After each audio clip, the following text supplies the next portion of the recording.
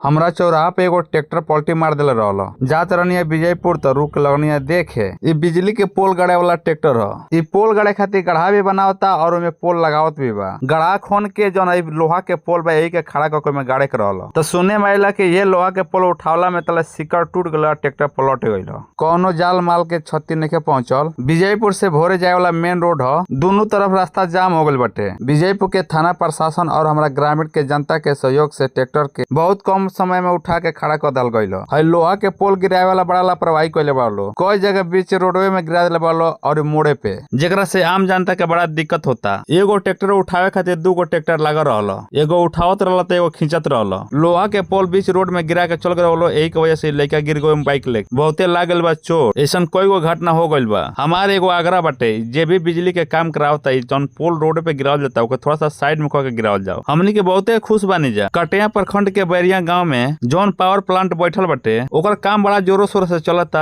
बहुत जल्दी एकर उद्घाटन होखे वाला बाटे। हमनी के जौन बिजली से संबंधित समस्या रहल वो बहुत जल्दी ठीक हो जाई। एगो ट्रैक्टर को उठा के कदल से खड़ा, ट्रैक्टरवा चालू ना होत लेकिन ठेल को के कदनी के किनारे। ओकरी बाद रास्ता भइला खाली, तब आवागमन चालू हो गइल। थोड़ा ही देर में रास्ता जाम हो गइल दोनों तरफ के।